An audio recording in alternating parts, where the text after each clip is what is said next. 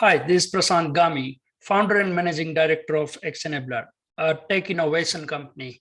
I'm a tech enthusiast and a geek. Welcome to Inspiring Leadership Series. I will now hand you over to Jonathan Bowman-Perks, our host. Thank you very much indeed, Prashant. It's lovely having you here, and you were recommended by two of our previous guests, Belinda Agnew and also Brian J. Esposito, who I was talking to yesterday. It's a joy to be Brian's coach. I'm sort of staying with him on the journey, and what an incredible man he is. Yes. So look, tell us a bit more about what you're doing right now, what the company is, and also you've just started your own podcast. So tell us a bit more about both that. Yeah, sure, thanks. So xenabler, we are a technology innovation company. So we partner with organizations and help them innovate their products using AI, machine learning, geofencing, sensors, integration, smart devices, and so on. So it's basically to keep your company ahead of the curve all the time, and continuous innovation as a culture in the company. That's the end goal. And with the podcast, we are taking the same journey. So what I'm starting is enabling the tech conversations with Prashant Gami. The idea is that we talk to the leaders who have already gone through journey, scaled up their company to the successful unicorn or successful large companies, to find out what they did to get the technology right, because people think that people get technology right the very first time, which is normally not the case. So how many rewrites they had to do, what they stuffed up, what worked, what didn't work, and the life lessons through that. That sounds really good. I'm looking forward to that. And you and I talked about me sharing some of the wisdom and experience of the founders and the entrepreneurs that I've coached, and a couple of them have become unicorns and done very well. One on the NASDAQ. Yeah. So to become the leader you are today with the business that you're running, and the image behind is going to be your new office home, which I'm really excited about. It's a graphic display of that. Those on YouTube can see that. Tell me about your growing up, who influenced you, and moments that sort of shaped you as the entrepreneur and leader you are today. Yeah, so I grew up in a teacher's house. That's probably the very accurate statement. My mom was a maths teacher, and we were always, when we grew up, me and my brother, who is even smarter than me because he's a doctor and he's very successful there. But the main thing that we thrived in the life is how can we always better ourselves. So not in a negative way or pressured way, but when we had 90, we were always looking at 10 that we lost, and how can we achieve the next 5 kind of thing. And that was very interesting because that positive attitude took us very far in the life. And even today, when things don't work, rather than focusing that and looking at the failure, we say, all right, what did we miss and how can we go better next time? And that continuous improvement and positive attitude is probably the best lesson that has come through the childhood. So yeah, I grew up in India as typical immigrant. I came as my further studies. I studied here in University of Technology, Sydney, did my 2 masters there, and then found myself a job here, and then grew up from there. Yeah, and so we were talking about Sydney, which I love. It's one of my favorite cities after London. And it's lovely that you're living and working in Sydney. And when the weather's nicer, we're hoping for a good snapshot of you in front of the Sydney Opera House. And as you were growing up, you know, an immigrant coming from India, with father and mother, and this background of you can achieve and in a positive attitude, and if you got 90%, okay, what would the 10% be? Not in a bad way, like where's the 10%? You only got 90. Like, okay, and what could you do next time? I think it's a lovely positive attitude.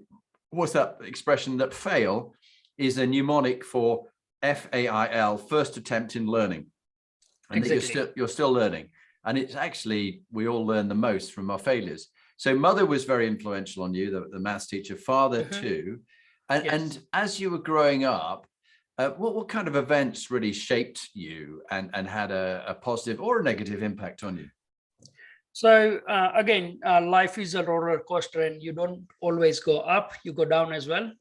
And one of the incident in my HSC when I didn't have a very good marks in maths compared to what I should have, and I know that my mom partially blamed herself for that. That she didn't pay attention, and it wasn't her fault, obviously. And that was the moment I realized that what I don't pay attention, it does not only affect me, it affects the loved ones around me as well. And that took me to a journey when I came here. And as you can imagine, from my family, there's no one around. So I had to build my network, friends, family, everything to get from scratch, rewrite my life literally. And that has been a big lesson in the life, that how you can redefine yourself, find yourself again. And sometimes it feels like that Cars movie where the it ends up in a deserted town and has to redefine like life and find yourself again. Yeah, no, I think that's a good way of describing it. And you describe yourself as a geek, and a Yes. tech geek, and proud of it. Yes. What shaped you becoming a geek?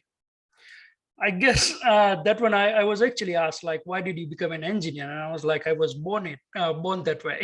Because like even as a kid, I was like, pulling apart things and putting them together, finding out how they work and so on. And then when I completed my HSC, computer became the mean of like where I did my engineering.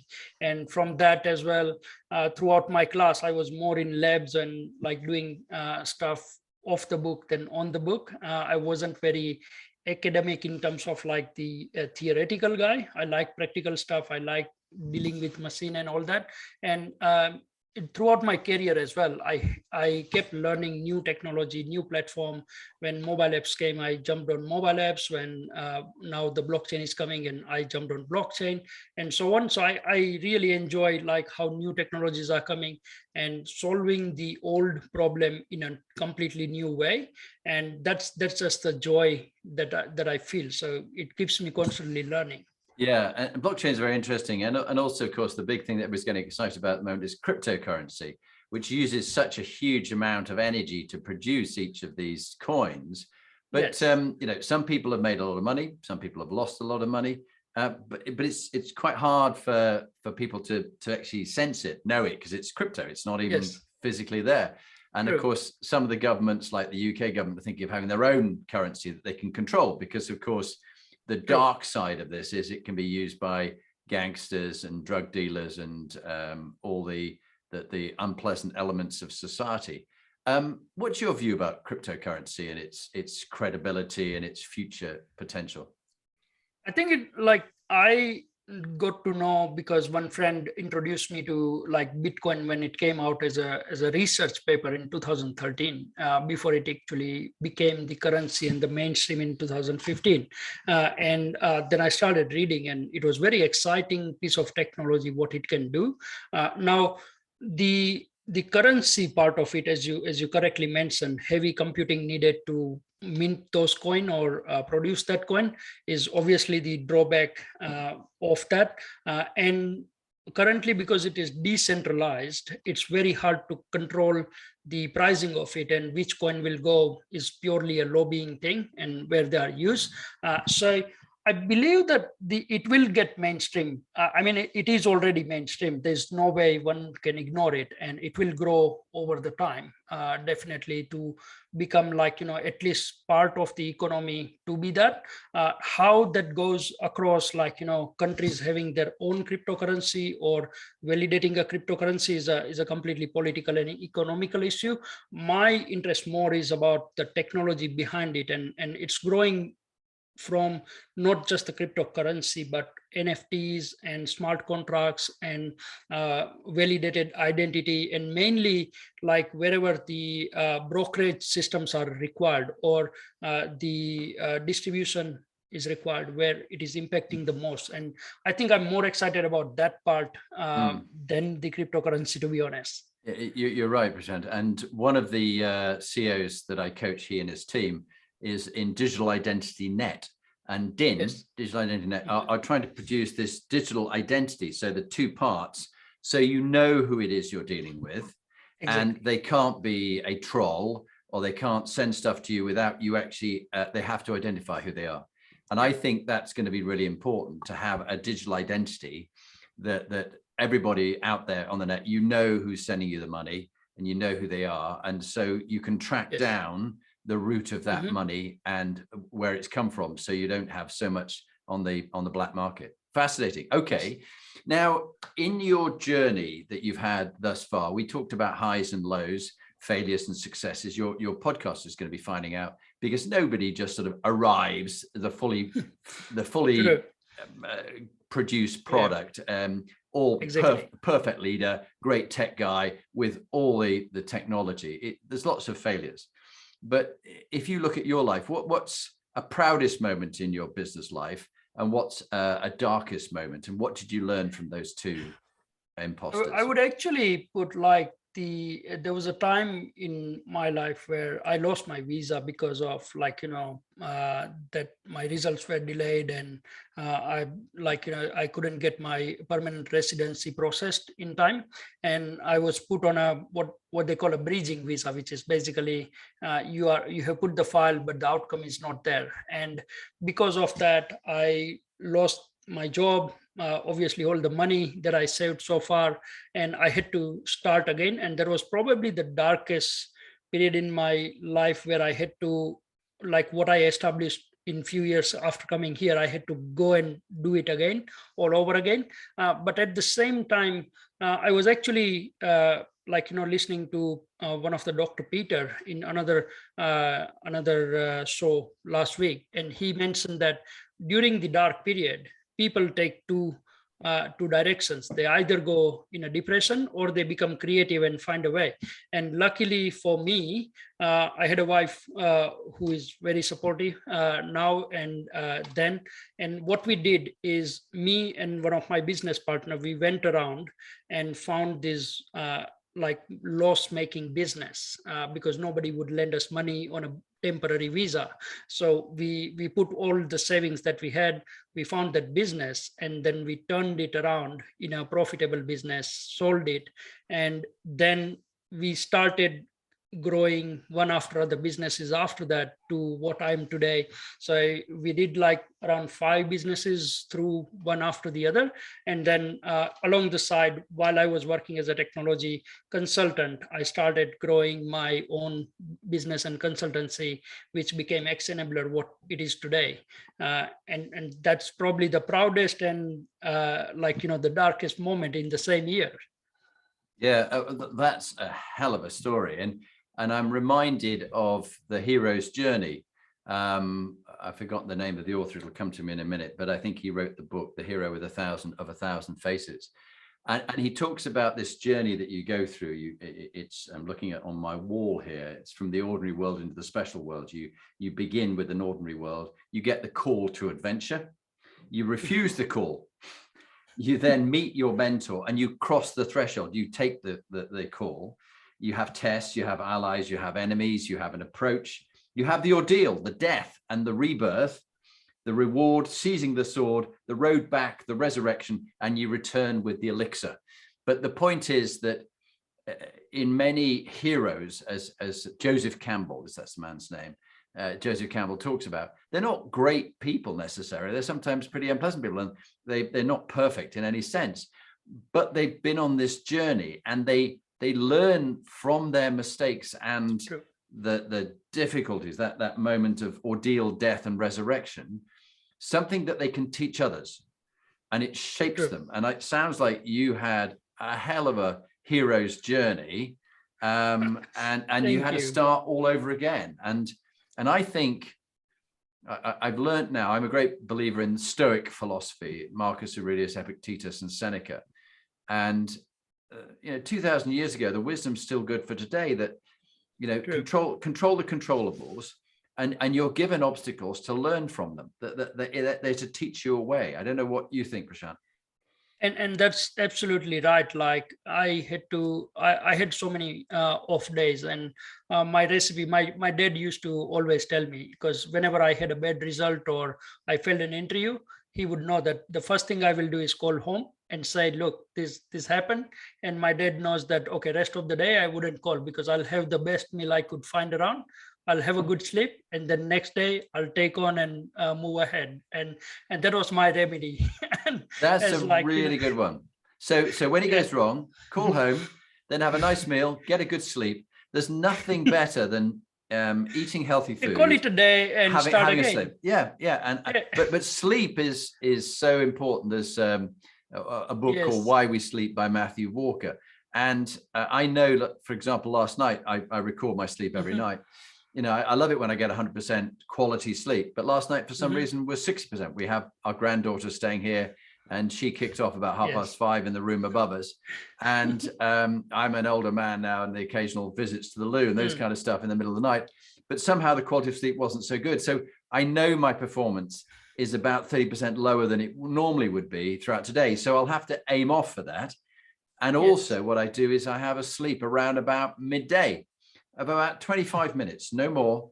And that gives me a surge for the rest of the day. So yeah, look after yourself. If things don't go well, have a good sleep on it, and eat well. And next day is a new start.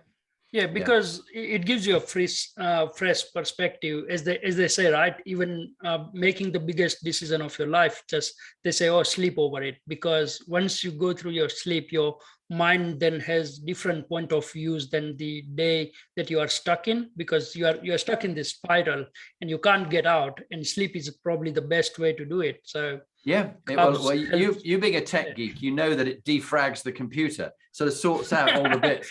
And exactly. But it is interesting that the cerebral fluid flushes out the toxins, thing called beta amyloid, which is like dental plaque. And if you leave it on the brain, that is what in later life it can contribute. It's in Alzheimer's patients, you see it there. So it will actually deplete your brain's functioning.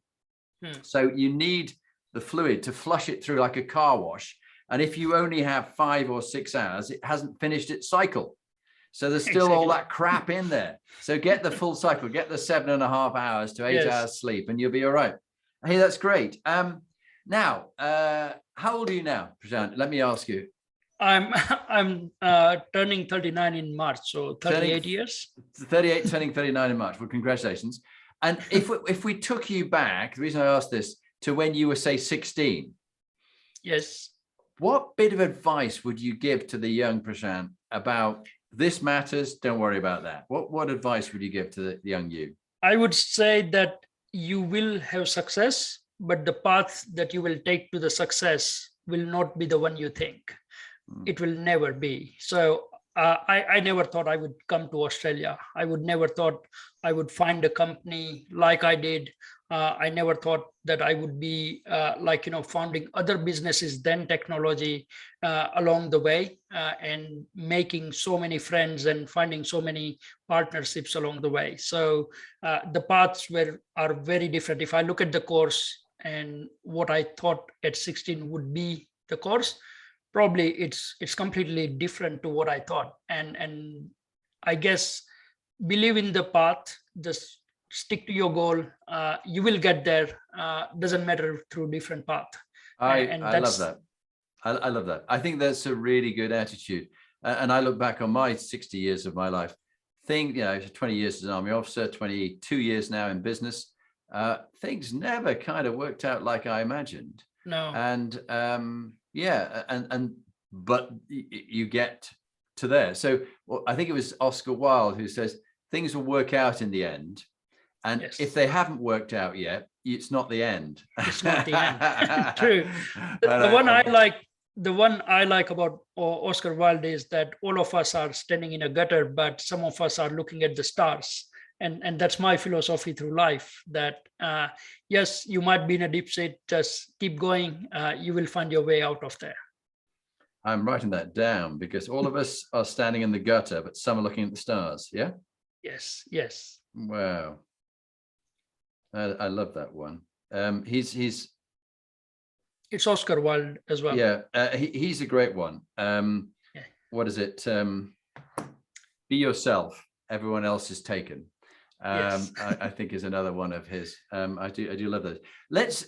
You've been successful. You continue to try and grow and be more successful, whatever success is, because there's a happiness versus success. Happiness is True. wanting what you already Yes. have. Success is getting what you want. But I know lots of people who look on the outside successful by society's norms, but are True. deeply unhappy in very broken relationships and never contented with their lot. But let's just say, if we look at successful leaders in business, this is the research that my wife Lee and I did around what makes inspiring leaders and successful ones. We've got 8 components that we found in the research that we did contribute seriously to this. We're going to just talk through them. MQ is the first one, your moral quotient, your principles, the values you live by, your integrity, what is your true north. So what would be your top 3 values that have stood you in good stead throughout your life so far? So first and foremost is try your best, like never give up, and be honest with yourself. Like you might have good side, bad sides, positives, negatives in yourself. Just be honest. Like don't lie to your own self. That's the moral compass everyone should have. And because through the transactions and being a Hindu, I believe in karma. That karma is not really like what you get what you give, but it's more about the transactional world, right? That what you do has a consequential effect in nature, because that's a transaction. There's always something going on. So you are bound to have some regrets through the life. There's no one goes through life without regrets, but at least be conscious and honest about that to yourself, that what happened, what you did, and be ready for doing better next time. Yeah, I love that one. And then the next thing I want to ask you about is what we call PQ, which is purpose quotient. What gives your life meaning and purpose? And I will use, I think it's a Hindu word, dharma. What's your dharma? What's your calling? What's your vocation? Why do you do what you do? So, like I said, in childhood, we were taught to do better than what we are doing. And what I learned is that if you have capacity to do better than what you are doing, then for me, it's not about making more money or doing so many business or anything. It's about solving a bigger problem. So whatever problem I can solve right now, I want to target a bigger problem and solve that, because until I find out that, okay, it's too big for me, but keep trying. So it's always the journey from smaller problem to bigger problem, because it takes same amount of time, just bigger team, more people, and more organization and discipline. But that's the whole purpose, that I want to keep solving bigger and bigger problem through the life. Well, there's a lot of big problems out there for you to solve, so you're never going to be bored. That's for sure. Now, talk about problems. One of the problems can be for some people their health, their mental and their physical health. And certainly as a CEO and founder and an entrepreneur, I know, because I'm an entrepreneur myself, the danger is that we work crazy hours. It's a boundaryless life. It's our business. And if it's going to be, it's up to me. And so the danger is, and my wife also has her own business. She's an entrepreneur and she's a CEO of a charity for vulnerable women and girls in Africa and in the UK. So there is a danger that we can both work way too long. So what do you do to look after your mental health and your physical health? What are your top tips you'd share? So I want to share 2 experiences that I went through life. So in 2009, I burnt out, literally. Like, I was overworking. I was never sleeping hard enough. I was taking calls in the middle of night, answering them as if I'm awake, and so on. And I said, this is enough. I can't keep going like that. So I turned my phone on silent permanently. So I answer the phone if I'm there, otherwise I'll get back to them. And that helped me a lot to switch the context. And in 2008, I was working on my first job in Australia in a technical job. And back then, my boss, we used to go on lunch break together every day. And he said, we won't talk about work here. We need to switch off that context.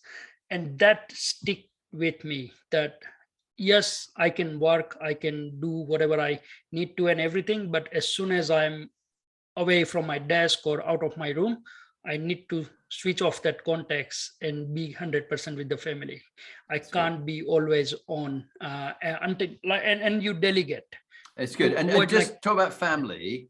I think I heard you have a wife. Do you have any children, or tell us about? yes, two daughters actually, 9-year-old and a 6-year-old. So yeah, very proud father. I think you should be. I've got two daughters as well, and I've got a stepdaughter and a stepson, and they're all in the age 26 to 29, and it's a very special time. I've also got a grand daughter who's here with us. So if you hear any screaming in the background, so I apologize now. No, definitely don't apologize. That's the perks in life. Yeah, it is, and it's very important. Okay, so you had that 2009 burnout moment, and gosh, I've coached and helped a number of people who've been burnt out, particularly because they don't realize how they're slipping into it. It's almost like the alcoholics, Alcoholics Anonymous. True. One of my distant relations by marriage, in my first marriage, was an alcoholic, and we all went to Al-Anon to learn about how to help. And of course you can't, they've got to help themselves. But also they have a saying that if you're going to slip up, don't go somewhere slippery. And Yes. the problem with entrepreneurs and self-employed business leaders is they just work and work and work, and they think they've got to keep going. You did that and you blew up. How did it affect you? What did you physically and mentally feel? So, like, first and foremost, I wasn't getting any deep sleep. Like, I was always on. My mind never slept. Like, I would pick up phone in the middle of night in my sleep. I will answer it as if I'm awake. I was sleep talking, and it was just like never rested, fully rested, and that caused, like, a lot of, like, obviously fatigue, not to mention to start with, but also not able to concentrate on any task and everything. So for me, it was like, okay, I need to really nail this down. I can't keep going like that. And that is the moment I was like, okay, let me just turn off my phone and see what happens. So I started with night. Like, just turn off the phone at night and wake up in the morning. And then I liked it. So I just did it during the day, that keep it in silent all the time. It's very good. And I think I'm looking down at my phone, which is nearby. That's on silent. I think it's on silent throughout the day. And it needs to be really boundaries, and that you decide when you're going to work. Yes. And that you're not a victim to everybody else's demands, because it'll always be there. And on your deathbed or your death pyre, if you've built up your pile of wood and we're laying you on the top to burn your body, you probably still got an email inbox which says you have mail. It's always going to still be there, but it's not going to be your problem anymore. That's good. Okay. And what do you do physically? Physically, like, I have a morning routine where I do half an hour of exercise, and my main meditation is walk. Like, I feel really good when I'm walking. So at least once in a day, I want to go out on a walk. So I take complete break. I just go out on a walk, and that's my meditation. Like, I just spend like half an hour, 1 hour just walking around the area, not thinking about anything. And that clears my mind and just goes to zero, zero mental activity. Good.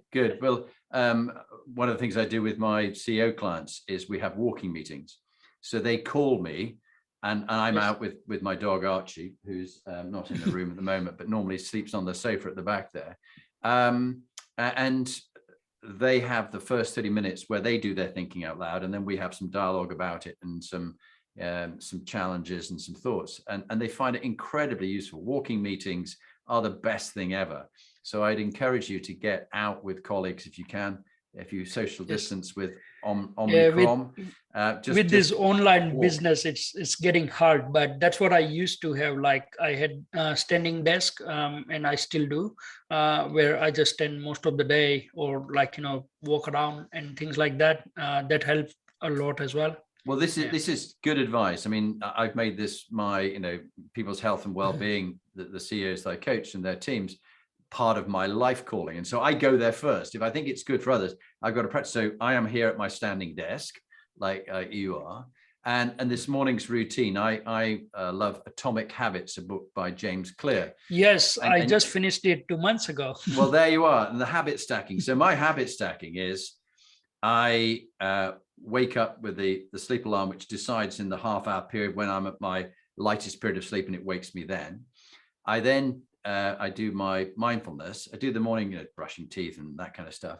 But then I have some supplements and some recharge energy, so certain minerals and vitamins that I take. Then this morning I did my 40 minutes HIIT training with also, I've got a cross trainer in the garage. So I've turned the garage into a gym, which my wife and I use. And then when I showered and changed, I took the dog out for a 40-minute walk. Again, nothing in my ears at this time. Sometimes I'll listen to audiobooks. That's my way of learning. And then I'm back ready for our podcast. But I've already packed in a huge amount of, I don't know, it's like topping up this glass. I've already begun to top up my mental and physical bank account, ready to draw down on it throughout the rest of the day, until sometimes if I'm dealing with people in Seattle or other countries, I might be working late into the evening. But I've had my sleep midday. So I think a routine is really important. So well done on that. Definitely. I'm delighted. Taking from health quotient, HQ, to EQ, you talked about having to build friendships and networks, moving from India to Australia, having to start all over again, and then also losing your business, and you and your friend having to start over again with a broken, loss-making business that you turned around. What's a top tip that you've found works for you, you'd recommend to others about building networks and trust with other people? I think and someone just asked me last week when I was in an event that, he was like, you invest in so many things, so many businesses, and you say that you are not a risk taker. How does that make sense? And I'm like, look, I invest in people rather than products and systems, because I think at the end of the day, it's the people who make or break the business. So if you can believe in the person, believe in their values, that's going to take you a long way.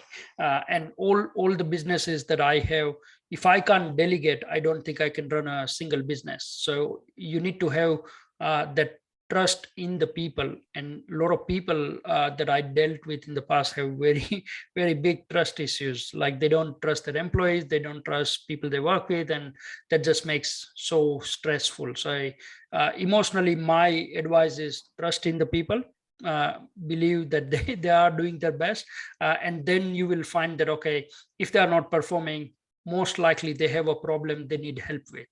And that gives you an opportunity to have a conversation, help them out, and you will see wonders happening. Yeah, very good. I do love that. And it's clear to me that you're someone who is constantly learning and growing. Do you have your own coach, Prashant?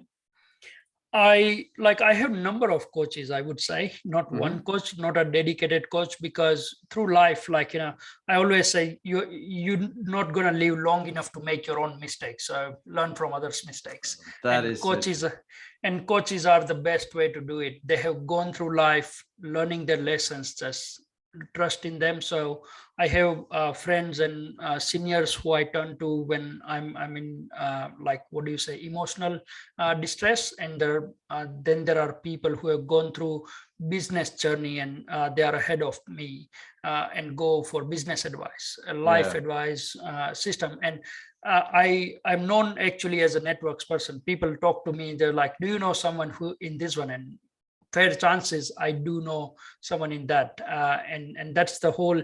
In fact, all my business partners are actually older than me, which is surprising because I sync so well with the people, learning from the people, that I blend well with them.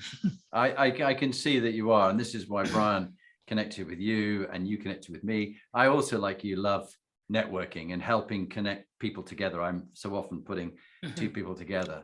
It's clearly something that you have a real skill in, and it's lovely hearing your sense of growth and development. And so we'll chat about that offline, but that's really interesting.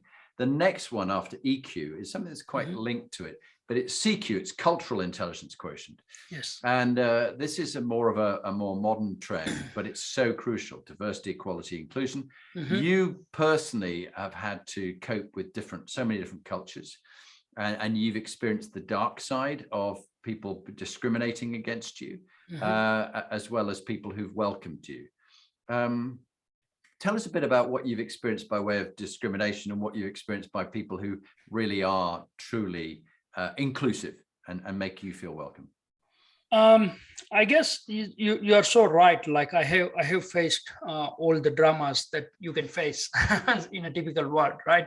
That people who are like how do you say, prejudiced against that. Okay, no, because you are so and so, you can't do so and so, and not just in terms of like cultural diversities, but also when I was a developer and I had a very strong business mind, but when I started talking business at my technical role, they were like, no, you are a technology guy, you don't know anything about business. And I'm like, I run 5 businesses on a side, so trust me, I know about business. And that is basically, but what happens is that throughout this, judge a man by his question rather than his answer. So if they question you by prejudice or by the belief that is based on like presumptions and not actual facts, then you know that, okay, they have a learning path that they haven't taken yet in life. And you will meet so many people who are maybe older than you in age, but they haven't gone through that learning path in their life. So and that will also give you idea who do you want to work with, because you want to work with people who, doesn't matter what age they are, but have gone through that learning path in their life, who is either equal or older than you in that learning journey. And that's the joy where you will grow yourself, and you will find yourself in an environment where you are valued and you are progress in a group. So if you want to go fast, go alone. If you want to go far, go in a group. I'm so thrilled talking to you, Prashant, because you clearly soak up and learn a lot of quotes, a lot of advice. I don't want people just to be a parrot of it, but how can they apply that? So I love that one: judge a person by their questions, not by their answers. I think that's very good. And when you said to me, you haven't got time to make all the mistakes I've made, that reminded me of a US general who, when I was in the British Army and I was in charge of a group of very talented officers, I was given the appointment, the chief of staff of a headquarters, and we went to Fort Leavenworth in America.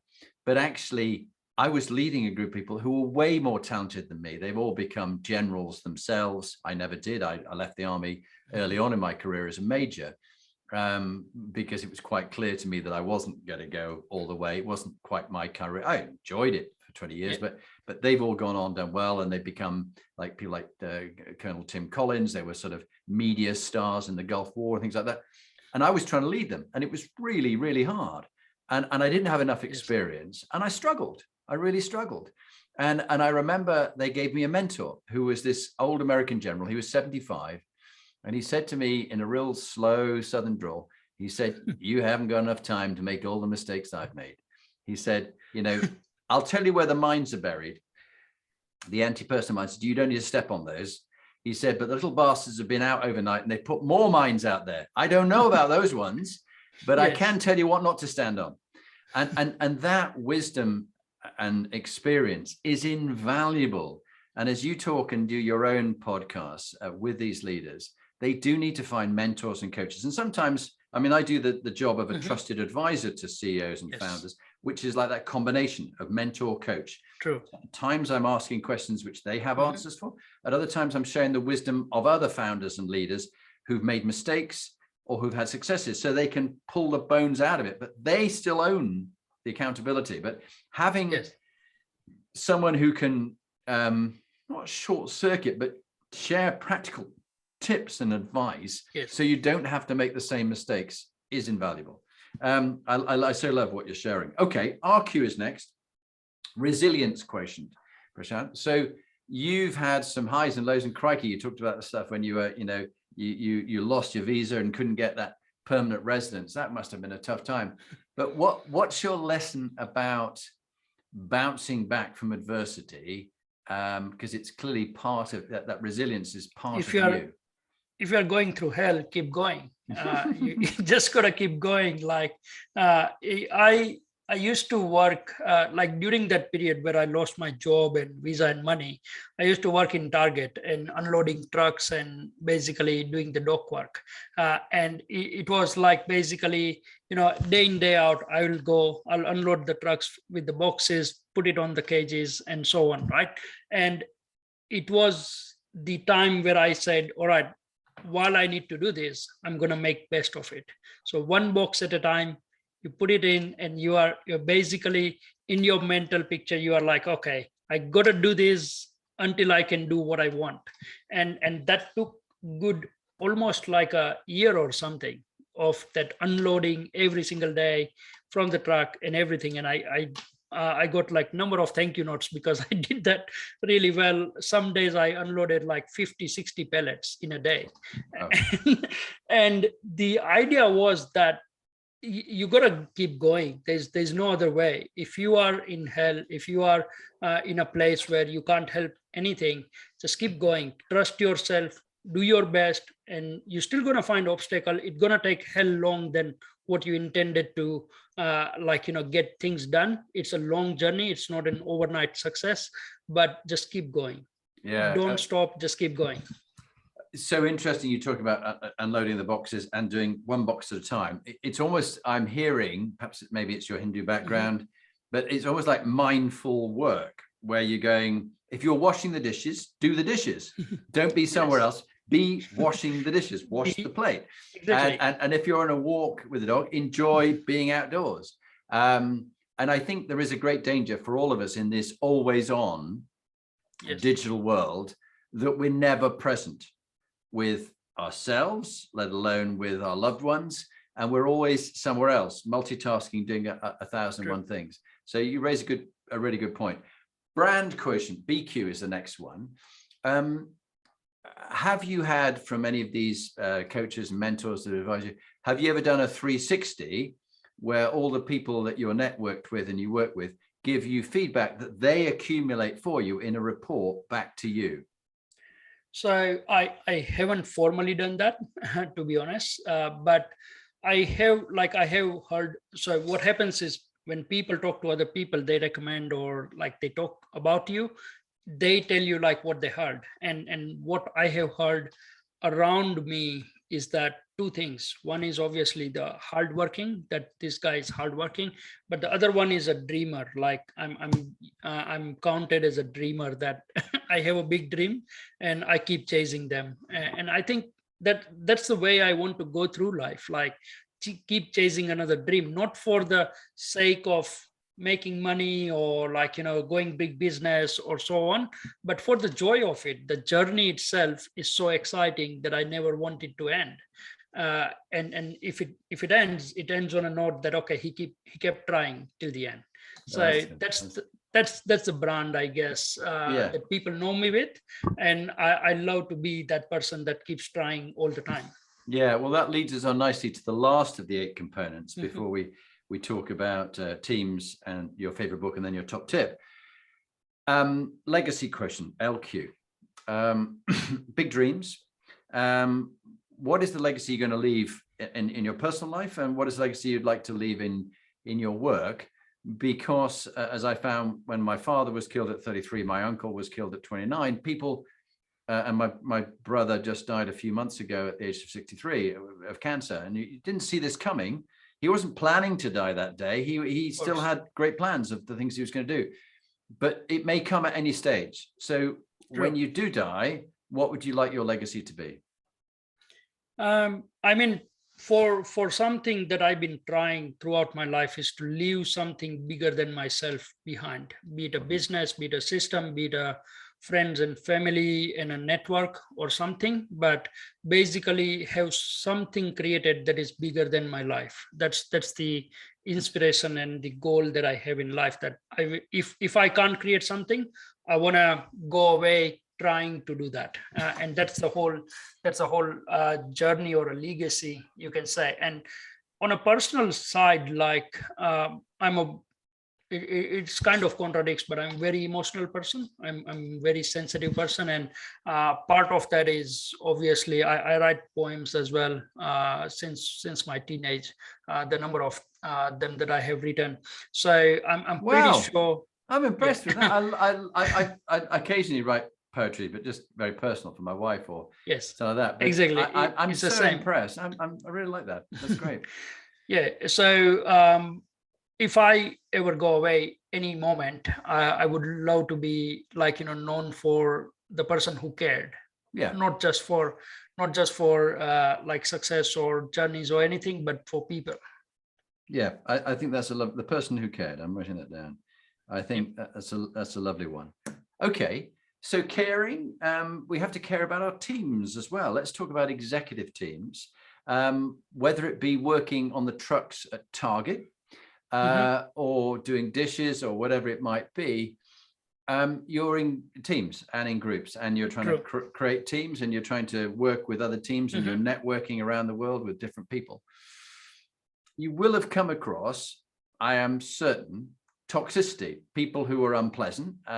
They do things that are bad, whether they intend to or not, I'm not sure. Perhaps you'd think the best that maybe they didn't intend to, but I have met too many psychopaths, white collar psychopaths, to believe that some of these people haven't done it intentionally. I know they've done it intentionally, and they love seeing people's lives messed up and confused and not understanding what they can do because it's not logical.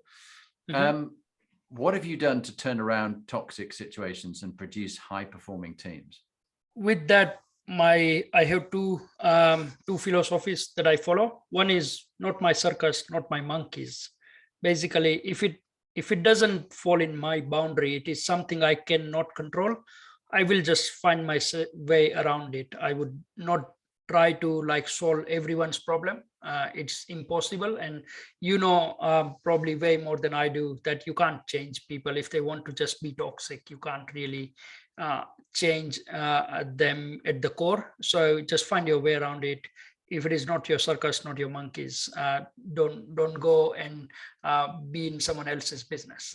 Stay with that one. Stay with that one for a minute. I have not heard. I've heard many quotes over the years, and that's a proverb. That's a Greek, I think Greek or Polish proverb. Not my circus, not my monkeys. Not my circus, not my monkeys. I will remember that. I'm getting more from this than you're getting from this, my friend. So if I'm getting something from this, I hope the 185,000 people listening in 55 countries will get a lot from this. I'm sure they will, Prashant. Thank you. Keep going. So you can't change toxic people. Yeah. So make your and that's the same philosophy that what do you say? A brave person like wins the battle, a wise person avoids it, or something like that. I think it goes. But my way of life has been is that if I find myself in a situation where the other person is determined to pick the fight, I will just avoid it and make my way around it. I'm too busy to just fight every battle I'm invited to. So I got two bigger things to worry and achieve, and the positivity that I want to stick to. So if it is a peer, or if it is a person that I am dealing with or anything, I would just try to make my way around it, ignore that, and just go forward. If it is a person within my boundary, obviously, which is as a leader, you will always find one employee that is, determined to just make everyone feel like this is the worst place. And if that is the case, I will take the ownership, because as a leader, you are not only responsible for people performing, but also avoiding the obstacle and the toxicity in the team. And I would I would not, I have never asked a person that, okay, sorry, I can't, I won't reward you for what you have done. I will reward them, but then I'll cut the ties. I would say, look, thank you for all your work. Here's your remuneration so far, but it doesn't work. Let's part ways, because I don't think we have same philosophy in life. I want learners in my team. I want people who want to grow, whether they grow with me or from in other businesses, other companies, that is fine. Everyone has a journey, but I want people who are determined to grow and learn, because that builds the culture of learning, and I want to keep that. I love that. It's almost like you either grow with me or you grow away from me, and Yes. let me help you find your happiness somewhere else, because Somewhere else. it's not here. It's not here. This is not working for you, and it's not working for me. I think time and again, one old CEO said to me once when I had a problem with someone who was toxic in my team, what is it you know about them now that you'll find out in 12 months time if you delay? I say it's Yes. not working. They'll never succeed here. They're too toxic. He said, well, why are you waiting 12 months? Exactly. Yes. Make the decision now, have the courage, help them find their happiness elsewhere and grow somewhere else. It's not with you. You've got to have a team that you fully trust. Trust is, and True. Psychological safety too. You've and, got to have vice versa, and vice versa. They've got to Not just trust you. Yeah. they got to trust in your leadership and then your ways, because as a team, yes, everybody has their own unique style, but as a team we have to agree to one style and follow together. Like, yes, I have my own creativity, but if I see myself in a 10 different teams, I work differently in each team, because I want to follow what that team is doing, and everybody has a common practice and understanding and a goal that they are achieving. So I might be stepping in as a developer and working as a developer, versus I might be stepping in as a leader and working as a leader. So Yeah. it's a different place, and I have to redefine myself for that particular cause. Really good. Love it. There's such a lot of wisdom that you've accumulated in your 38 years, almost 39 years. I think you're an old soul in a young body. Thank you. So congratulations. We're almost at the end, which is a shame because there's so much more we could have talked about. But would you share your favorite book on leadership and why you chose it? And then I'll take you into your top tip, your 2-minute top tip. So my favorite book is Hard Thing About Hard Things by Ben Horowitz. And it's a business book that literally made me like, it's my practical guide to go to, so to say. I have, as you can see, I have learned a lot of philosophy, but how do you actually practice it? How do you go about various problems you encounter in your business? And Ben has described so many problems he has gone through, and he's not saying that this is the right way of doing that. He's basically giving you examples, saying this is what I did and this is what happened, and you learn from it. So you started a business with your cousin, you grew up, become a large company, your cousin is still a small company minded, you had to cut the ties. How would you go about that conversation? And that's good. That's so good. In life, yeah. So things like that. So it's my practical go-to guide. I remember reading it a long time ago. I'm going to get it as an audiobook. I've got about 10 audiobooks on the go at the moment. But the hard thing about Hard Things by Ben Horowitz, I definitely will listen to again. Great. Prashant, we're now at the final 2-minute top tip. Would you be kind enough to introduce yourself, say what you do, and then give us the 2-minute top tip? We'll then finish recording and you and I'll have a chat. Sure. Hi, I'm Prashant Gami, a founder and managing director of xenabler, a technology innovation company. My 2 minutes top tip is, in life, your journey won't be the same as what you intended. Keep going, trust in the process. You will get there. Don't give up on your goals. And if you reach your goal, find a new one, because there's always more to explore. That's brilliant. Good sound, wise advice. Thank you very much for being on the Inspiring Leadership series. And also, I imagine it's late for you in Australia when you're very kind enough to be here. My morning, your evening. So thank you for that, sharing your wisdom, and good luck with xenabler and your business. Thank you.